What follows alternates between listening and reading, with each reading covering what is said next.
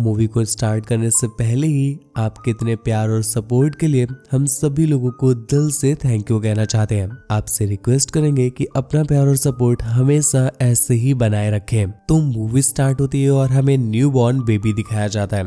ये बिल्कुल भी साधारण बच्चों के जैसा नहीं था, क्योंकि ये 0% इम्यूनिटी से पैदा हुआ था। एक छोटा सा जर्म भी इसकी जान ले सकता है। इसी वजह से इसे हमेशा आइसोलेशन में रखा जाता है और धीरे धीरे करके 4 साल बीत जाते हैं। 4 साल हो गए हैं और अभी तक ये बच्चा घर नहीं आया था। फाइनली 4 सालों के बाद उसे एक बबल में घर भेजने के लिए दे दिया जाता है, पर उसकी मॉम उसके लिए ओवर प्रोटेक्टिव होती है। वो उसे किसी भी चीज को टच नहीं करने देती है, हमेशा उसे एक बबल के अंदर रखती है। उसे कुछ भी चाहिए होता है वो सब कुछ उसके बबल में ही रखा होता है। इवन वो लोग खुद बबल के अंदर तक नहीं जाते।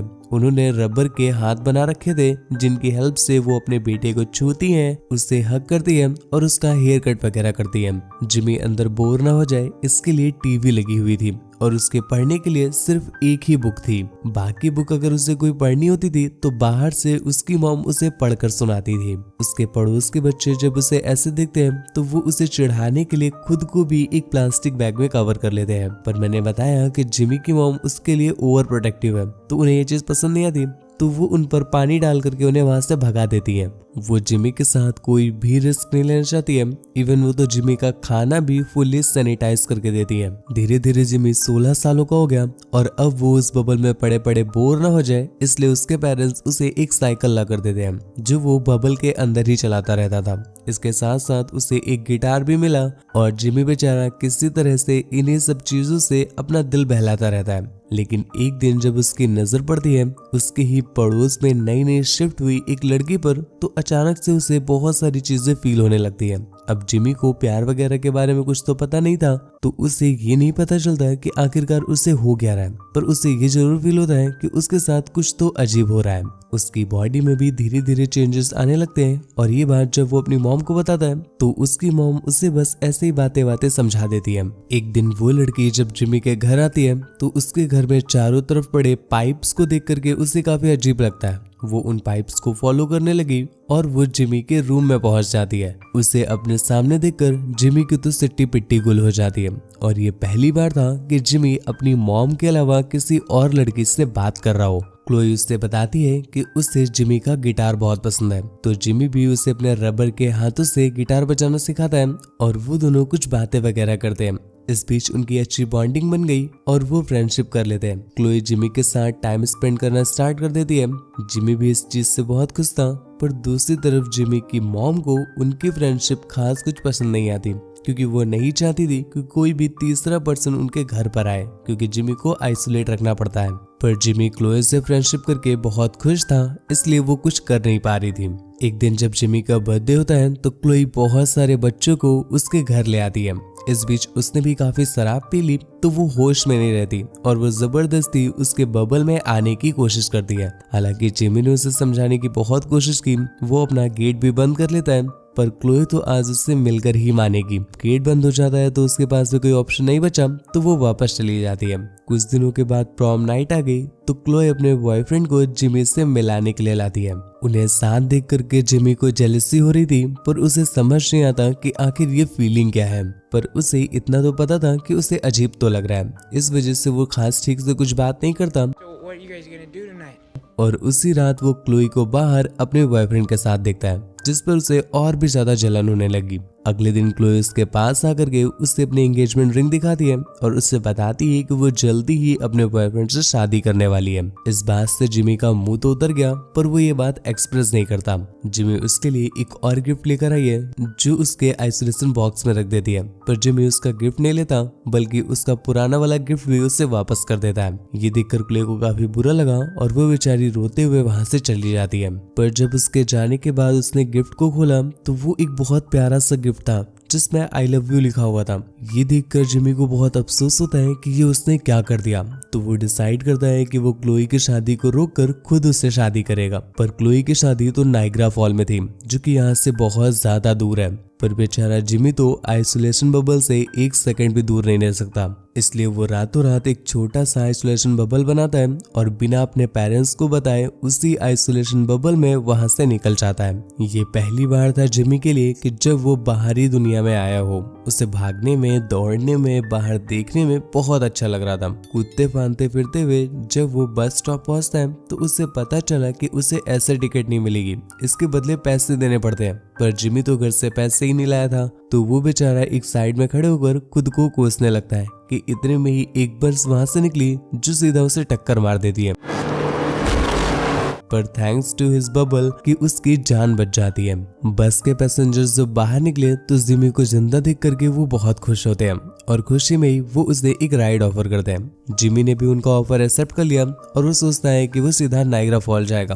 पर रास्ते में ही जब उन लोगों ने उसे एक बुक दी तो उसके अंदर उनका कल्चर था, जिसे देखकर जिमी हंसने लगता है और उसका मजाक बनाने लगता है। ये चीज उन्हें बिल्कुल भी पसंद नहीं आई तो वो उसे बस से बाहर फेंक देते हैं। पर जब वो लोग अपने कल्ट में पहुंचे तो यहाँ पर उनका लीडर उन्हें बताता है कि हमारी दुनिया में एक ग्लोब के अंदर एक इंसान आएगा जो हमारी रक्षा करेगा। ये चीज जब वो लोग देखते हैं तो उन्हें बहुत दुख हुआ कि उन्होंने ऐसे ही एक बंदे को तो फेंक दिया, वो भी बेइज्जती करके।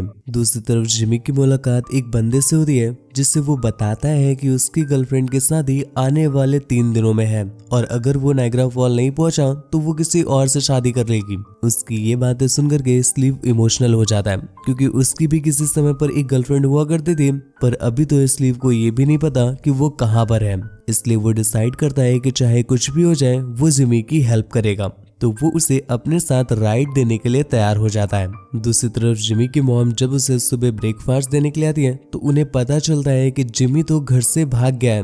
ये देखकर वो बेचारी बहुत डर जाती है और तुरंत ही पुलिस को इन्फॉर्म करती है। पर पुलिस भी तभी रिपोर्ट लिखती है जब मिसिंग को 24 आवर्स कंप्लीट हो चुके हो। इस वजह से उनकी रिपोर्ट नहीं लिखी जाती और वो बेचारी काफी परेशान हो जाती है। दूसरी तरफ जिमी जब स्टीव के साथ था तो वो दोनों एक होटल में रेस्ट करने के लिए रुकते हैं, पर इस बीच स्टीव एंजॉय करने लगता है। वो पार्टियां वगैरह करने लगा, पर जिमी के पास इतना टाइम नहीं था।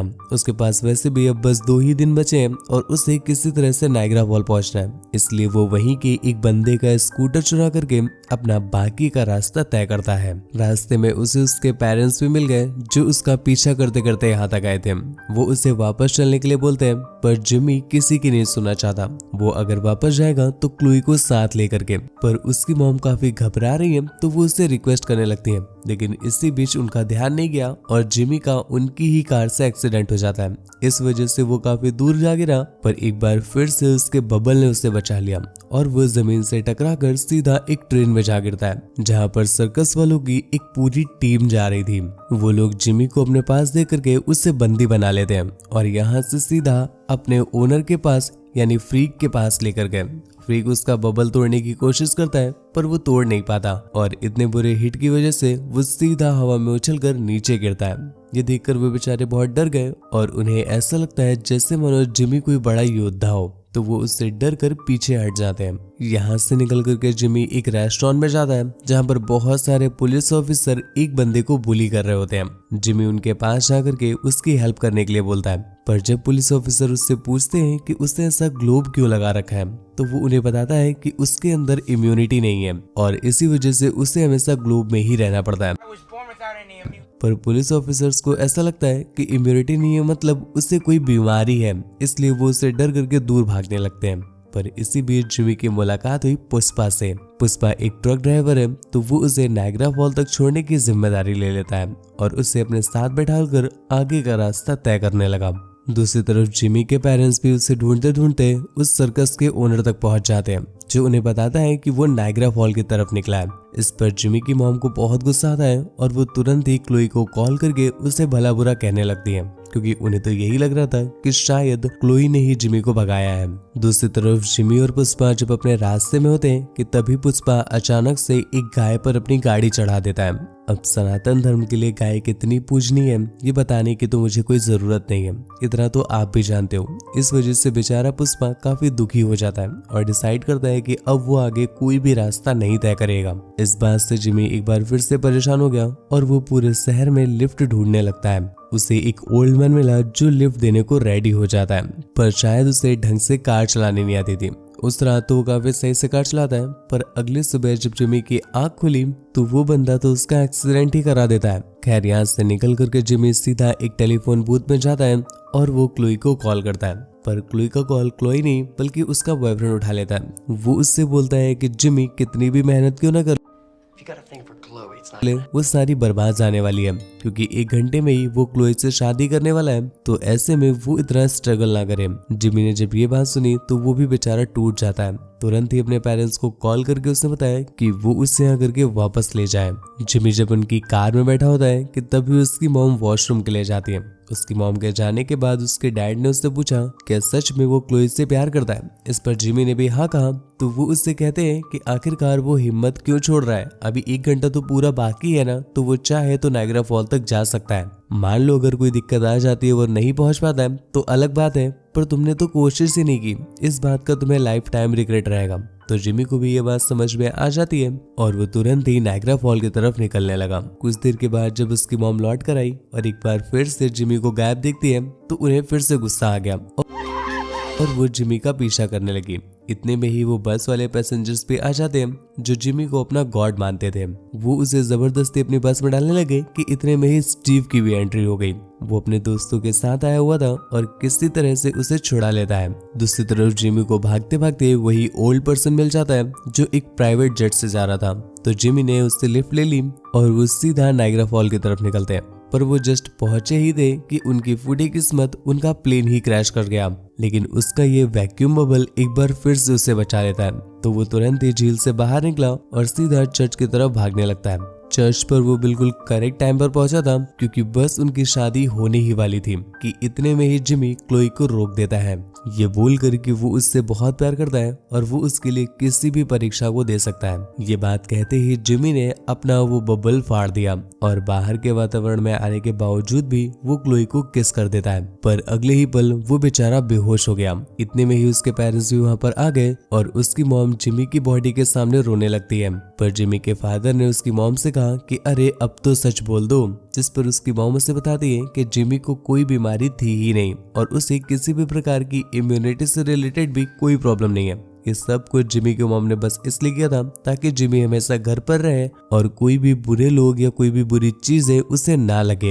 इतना बोलते ही जिमी भी उठ गया। हालांकि उसकी मॉम ने उसके साथ गलत तो किया था, पर इस पर भी वो अपनी मॉम को माफ कर देता है, जिसके बाद उसने तुरंत ही क्लोई को हक किया और कुछ महीनों के बाद ये दोनों शादी कर लेते हैं। शादी में जिमी ने उन सभी लोगों को बुलाया था जिसने रास्ते में उनकी हेल्प की थी और इसके साथ ही ये मूवी यहीं पर एंड हो जाती है। तो दोस्तों मूवी आपको कैसी लगी नीचे कमेंट करके जरूर बताना, और हाँ आपको किस चीज से एलर्जी है वो भी नीचे कमेंट करके जरूर बताना। हमारे व्लॉग वाले चैनल को सपोर्ट करें, उसका लिंक नीचे डिस्क्रिप्शन में दिया हुआ है।